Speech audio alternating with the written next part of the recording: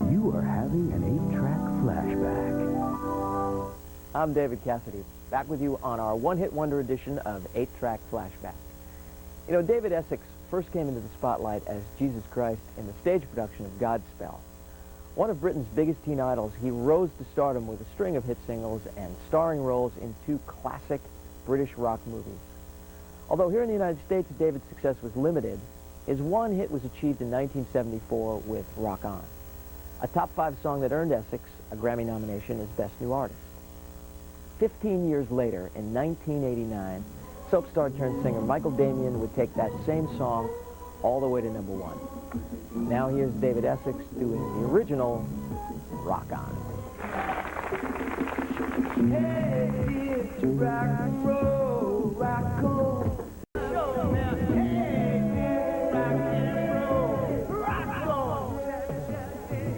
Whether on a trip in the family wagon, making out in the back seat, or just cruising around, many of you probably listened to the songs of the 70s in a car. I know I did.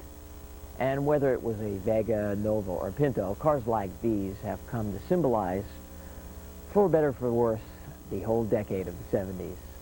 None was more infamous than the AMC Pacer. Do you guys remember that?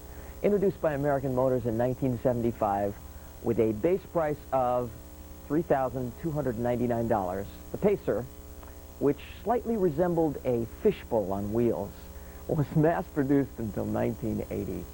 No car looked anything like it then, and nothing looks like it now. So it was truly a one-hit wonder of the 70s. What's on the cutting edge? Introducing the AMC Pacer, the first wide small car. It's wider than any other small car. In fact, the Pacer's so wide and has so much room, you can fit a Pinto, or a Vega, or a Comet, or a Maverick, or even a car as big as this Nova inside it. The Pacer's doors are wider, too. The passenger door is even wider than the driver's, so people can get in and out easier. And the Pacer's wide stance and isolated suspension system give it an incredibly stable ride. Everything about the Pacer, the width, the room, the doors, the ride, make it what it really is. Everything a small car never was. The AMC Pacer, the first wide small car, backed by the AMC Buyer Protection Plan. Our next video is from the group Mungo Jerry. Taking their name from one of the characters in T.S. Eliot's Cats, the London-based quartet led by Ray Dorset both single-handedly and inadvertently revived the 1920s pop craze called jug band music. Their one hit featured a unique sound created when a band member blew over the top of an empty cider jar. Unfortunately for Mungo Jerry, the jug band revival craze was short-lived, but they did manage to release their song at the perfect time of the year, and I loved it too. Here comes Mungo Jerry in the summertime when the weather's fine. When the weather is hot, it's just like earth and sun to sky. We're back to get us in the summertime, and we're single again. We'll go driving, baby, we'll settle down. She's rich, she's not bring the friends, and we'll all go in the town. Wonder who our next wonder is? Stay tuned as 8-track Flashback returns with a disco version of a 60s soul classic.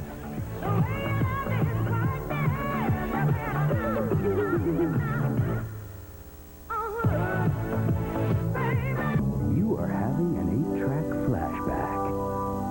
Welcome back to 8-track Flashback as we continue to explore those one-hit wonders of the 70s. Our final wonder is from disco's last big year on the charts, 1979. American-born Amy Stewart was working as an actress and a director in a London stage production when she recorded a disco cover version of Eddie Floyd's 1966 soul classic, Knock on Wood. Stewart maintains that she never bought a disco record in her life, but enough of her fans did, and took Knock on Wood all the way to #1. Here it is.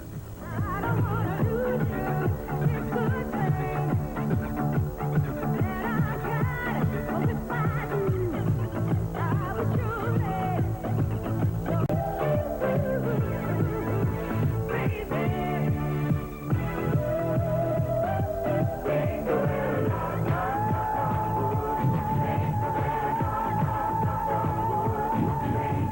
know, I'm sorry if we didn't have time to play your favorite wonder from the 70s.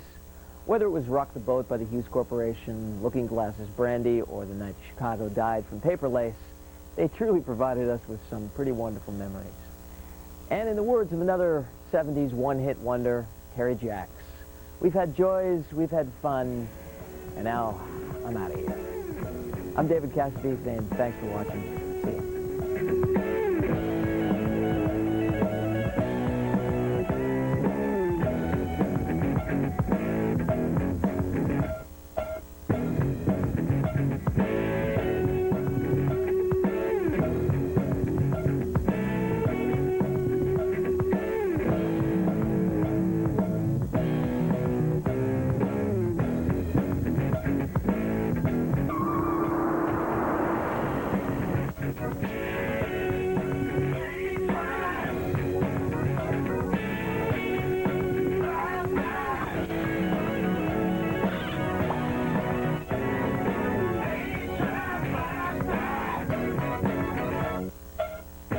Hi, I'm David Cassidy.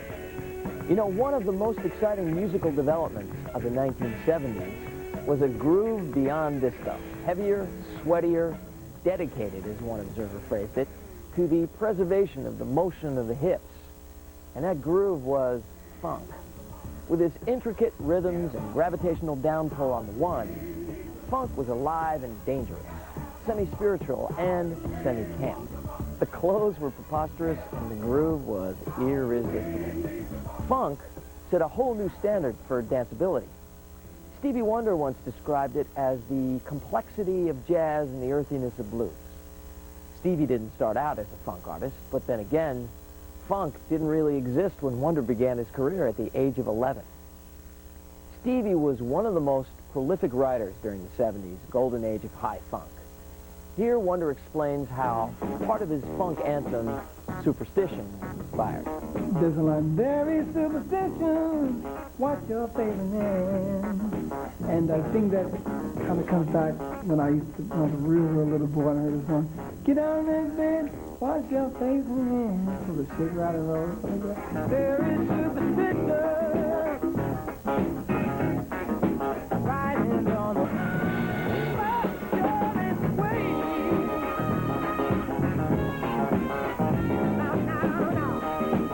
The group that really brought funk to its boiling point came amazingly from Dayton, Ohio.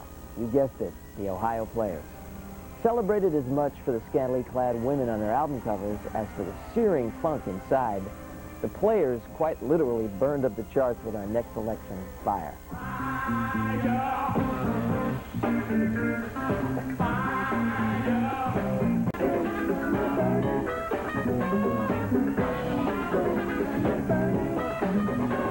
When we return, we'll meet the group that translated freak into French.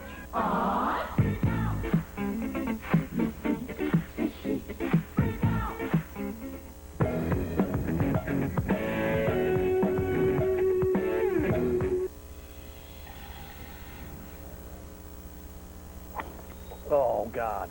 You ever wonder what big stars are like when they're not working? Damn, When they're relaxing. damn. Or when they're just having some fun. Ah! Find out by entering VH1's Fairway to Heaven Caddy to the Stars sweepstakes. One winner will caddy for a member of Hootie and the Blowfish or any one of the other superstars at the Fairway to Heaven Celebrity Pro-Am Golf Tournament coming to VH1 this fall. Caddying experience is not required, It's very funny, but I think you're going to be raking the trap this time. but it could make things easier. 9-iron has a 9 on it. These little numbers actually mean something. In addition to carrying and cleaning clubs, you and a friend will be flown to Las Vegas. Stay at the Hard Rock, Vegas' only rock and roll hotel and casino. Attend the exclusive Fairway to Heaven concert and get a special caddy massage for your aching shoulders and feet. To enter, call 1-900-884-GOLF. Each call costs 50 cents, or send a postcard with your name, address, age, and phone number to VH1's Fairway to Heaven Caddy to the Stars, P.O. Box 1467R, Ridgely, Maryland 21683. Golf and rock and roll, it's a beautiful combination. Sometimes. Come on around. Brought to you by Michelob Light. Look for special Fairway to Heaven cans in 18 packs of Michelob Light.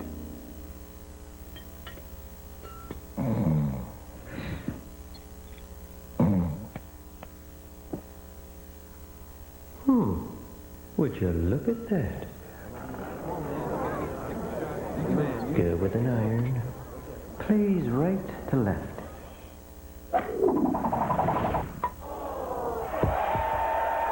It's on your mind, it's on our cans. The Michelob Golfers 18-pack. There's something about Chili Palmer I want to know. that no one in Hollywood can resist If I want something from someone, I ask them straight out. or deny. You know, you don't pay up. Hey, get your legs broken. You're a stuntman, huh? That's not bad for a guy his size. John Travolta, Gene Hackman, Rene Russo, and Danny DeVito. Shut up! Get Shorty. I love it out here. Rated R. Starts Friday, October 20th at theaters everywhere. We've shown you that Prego is better than Ragu Old World style. Now we'd like to give you a thought on why. Prego adds diced tomatoes, Ragu only paste. And if you've ever made sauce of your own, you know adding real chunks of tomatoes like Prego does is a great way to get real homemade taste. Homemade taste is a lot more than just paste. No wonder people prefer Prego over Ragu Old World style almost 2 to 1. Prego, homemade taste. It's in there. Pizza, pizza. Cut. Caesar, you've got to tell the world. Delivery. Pizza, pizza. No, delivery. Pizza. P. Pizza, pizza. I used to think he was Pizza, cute, pizza. but now he's starting to bug me. Pizza, pizza. Maybe we should use one of the backups. Backup, take one. Let's just go with what we've got. Delivery. Now get the Pizza Salad Special. 2 Little Caesars pizzas and a fresh Express Farm salad, all for one low price. When it comes to pain, everybody's got something different to tell you. But there's really only one thing you need to know about pain. How to stop it. Motrin ID. The pain stops here. Hey, Mr. Putterman. Trish ready yet? Trish was raised to appreciate Duracell batteries. Batteries are batteries, Moo. You can't top the copper top.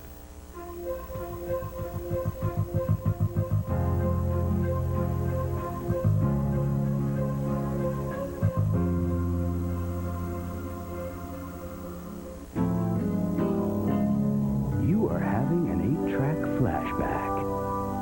Hi, David Cassidy back with you on our all-funk edition of 8-Track Flashback.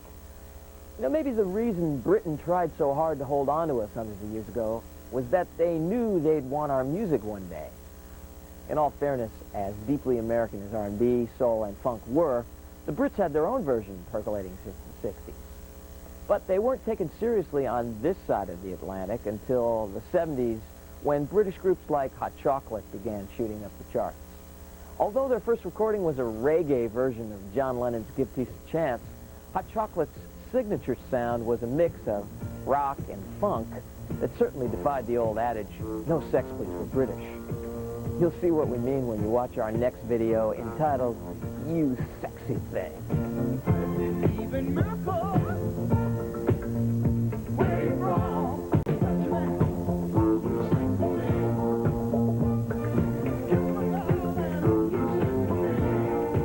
Above all, the 70s was a decade of dance.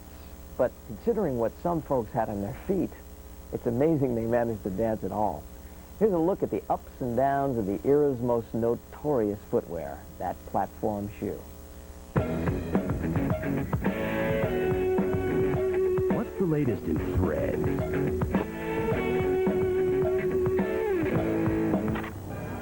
I'm told that to be in the height of trendy fashion these days, you've got to wear shoes like these. Well, they don't look very safe to me, and I don't know what they do to your feet, but the manufacturers and fashion editors say not to worry, they look great.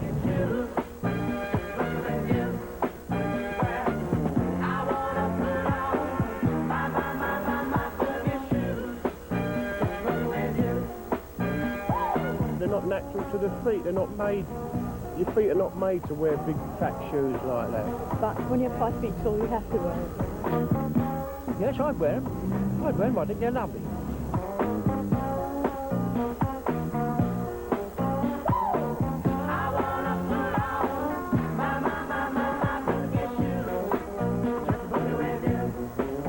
Ridiculous. Really? And highly dangerous. Well, if being in the height of fashion means that I've got to wear these shoes, then I'm going to wear them.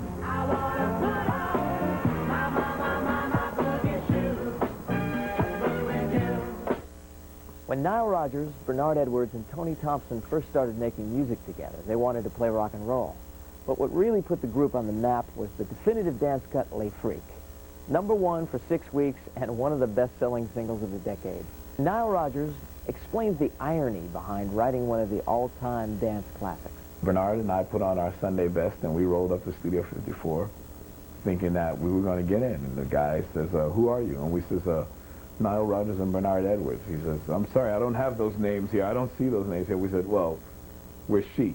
And he looked at the and he went, Chic, Chic what? Chic-ish. And we couldn't believe it. He said, sorry, I don't see any Chic here. You guys have to go. So we wrote the song about Studio 54 doing the dance called The Freak, but in fact, it was our own personal protest song. We were very angry. We hated Studio 54, wish it would burn down. We couldn't stand it. So we said, just come on down to 54 and find your spot out on the floor. Ah, freak out. Have you heard about the new dance craze? The freak, the chic, freak out. Ah, freak out.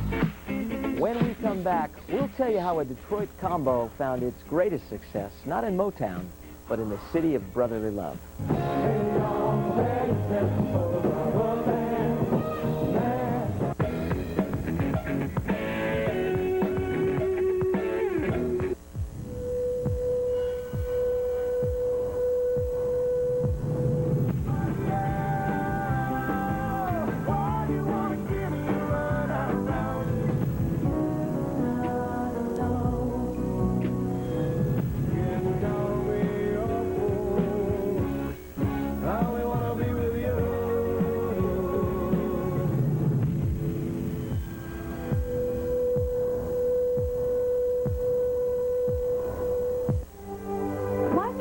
Love as many people as we want in a lifetime.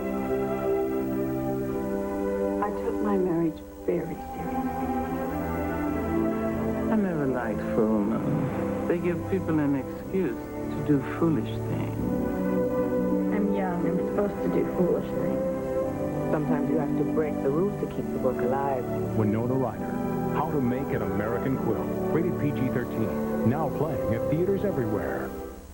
My friends love my job. I often ask myself, did I go to college for this? I grew up wanting to be Cindy Brady. What I like about it is the fact that so much of our reporting is compassionate. We're providing a service. If we're doing a story on Beavis and Butthead. Let people know things that they are dying to know. Or where are they now on the Bradys. That only you can inform them. I bring the point of view of someone who actually follows those things. It's fun. It's interesting. I want to know. My friends want to know. Their friends want to know. Our readers want to know. I have a good time. Think, Howie, why is your throat, your cough, your fever all for your worse? Because it's nighttime, and you can dwell on it. Take what you used during the day. Well, you'll still be up all night coughing. Your speech will bomb at the convention. Nighttime is no time for a 1 or 2 symptom medicine you take during the day. Room service? Do you have any NyQuil? The corner drugstore? With Vicks NyQuil, the nighttime sniffling, sneezing, coughing, aching, stuffy head fever so you can rest medicine. The difference is night and day.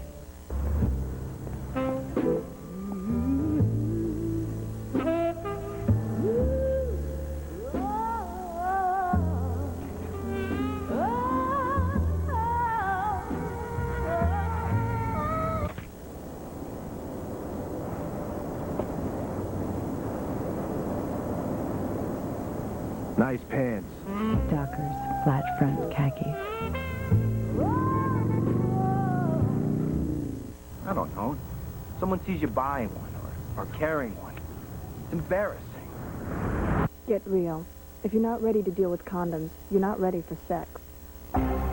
Trojan latex condoms help reduce the risk. Good morning. There are headlights. Have you ever had an assistant? I've gathered for your 10 o'clock meeting. Who lived in your computer? Working on those playoff tickets. Good boy. You will. And the company that'll bring it to you, AT&T. Hello, my name's Penny. I think people shouldn't do drugs. They can make you forget things, like which animals have stripes. Anybody might get clumsier, so they can't jump rope as good. Drugs can get you in big trouble. You could go to principal's office or go to jail. Then you can't watch TV or eat pizza. Recess is good. Hamsters are good. Birthday parties are real good. Drugs are bad. I wouldn't do drugs. You can jog right by Chris and her mom down by the river. And avoid Ellie and her mom's eyes on your way to lunch. Or you can stop turning your back on these homeless mothers and children and do something. Call Women in Need at 1-800-HELP-WIN and help us provide the vital services and counseling they need to rebuild their lives. Women in Need, because the streets are no place to raise a family.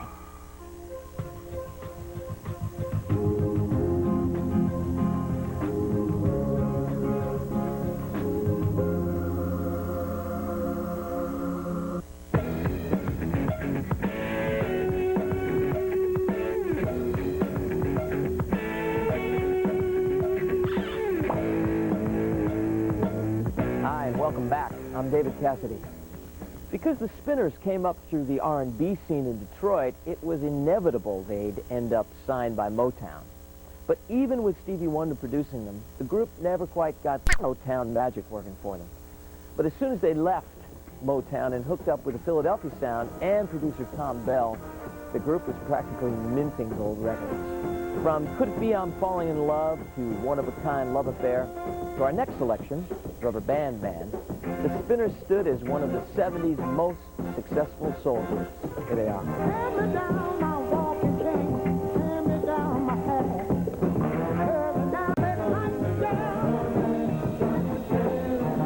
After leaving the Spinners in 1977, lead singer Felipe Wynne wound up working with yet another group that made its mark only after leaving Motown, George Clinton's Parliament.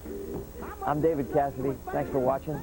Now let's give it up and get down with Parliament. See ya.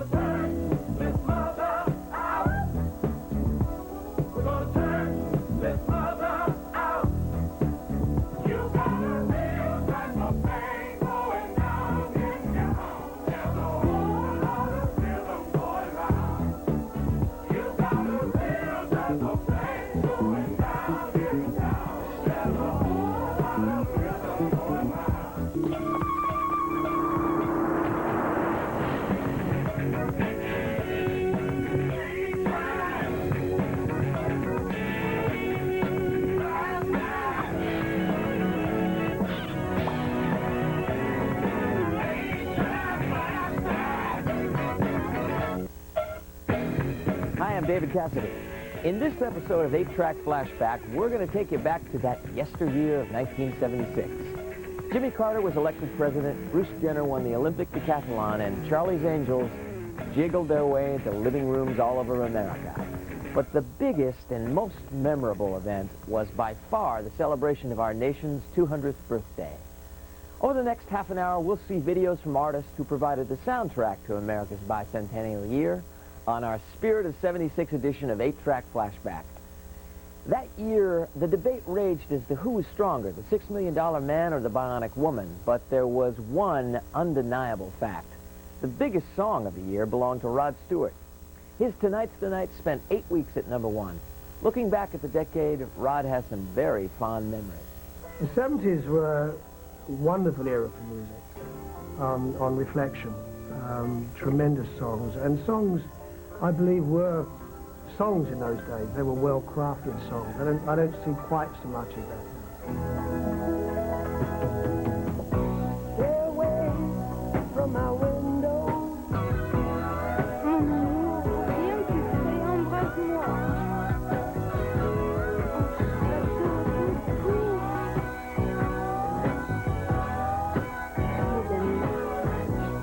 Our next hit from '76 actually has roots some 3 years earlier.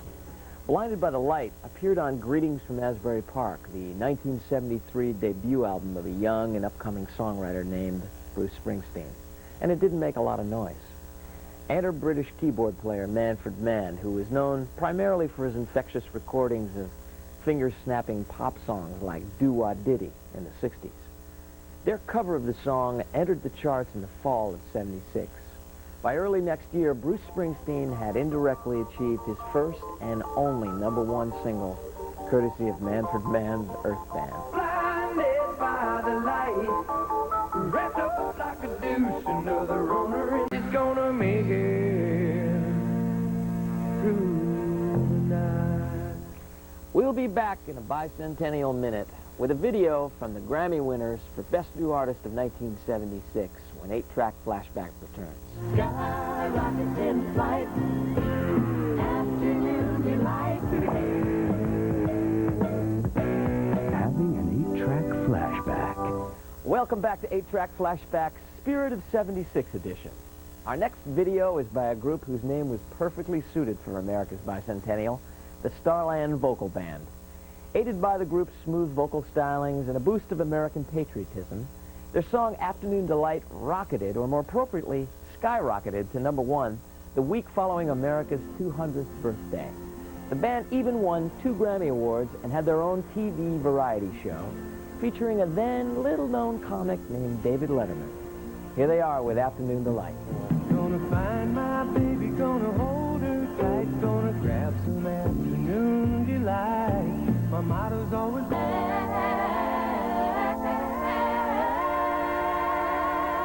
afternoon delight. It's time now for an 8-track flashback. You remember what you were doing on July 4th, 1976? What a celebration it was. You don't want to hear what I was doing. America celebrated 200 years of independence on that day with ceremonies and parades, tall ships, picnics, and of course, fireworks. It was a real Yankee Doodle dandy. It's the 70s thing. Like Lincoln, I feel both pride and humility, rejoicing and reverence, as I stand in the place where 2 centuries ago the United States of America was conceived in liberty and dedicated to the proposition that all men are created equal.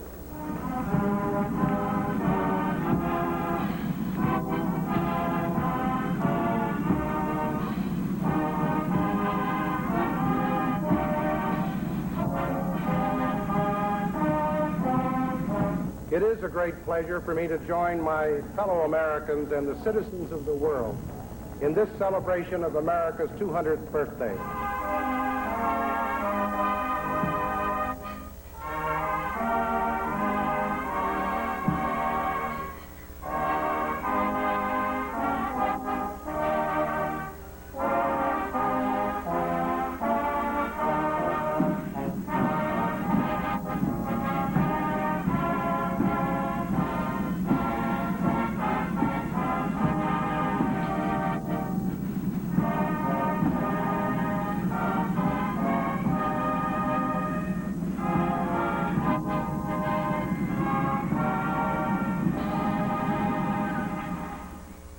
One of the strangest, most extreme bands to emerge in 1976 was the New York City quartet Kiss.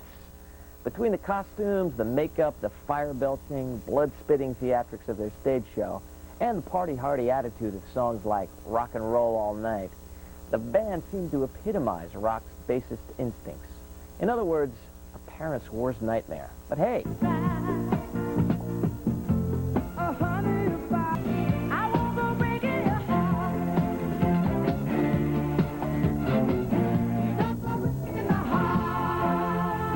David Cassidy, it's time for us to say goodbye, but if you haven't had enough of this bicentennial stuff, you might want to check out a movie I made a few years ago called The Spirit of '76. And what better way to end our bicentennial show than with fireworks?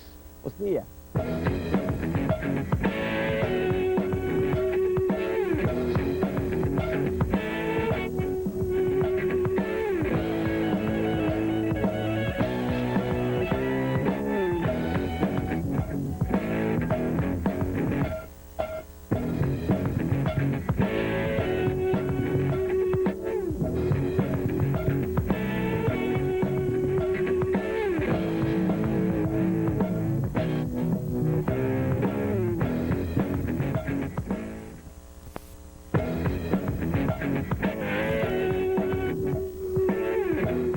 #1 record on July 4th, 1976 was Motown's Diana Ross with Love Hangover. Diana was part of Motown's powerful 70s roster that included Stevie Wonder, Marvin Gaye, the Jackson 5, and surprise, PGD.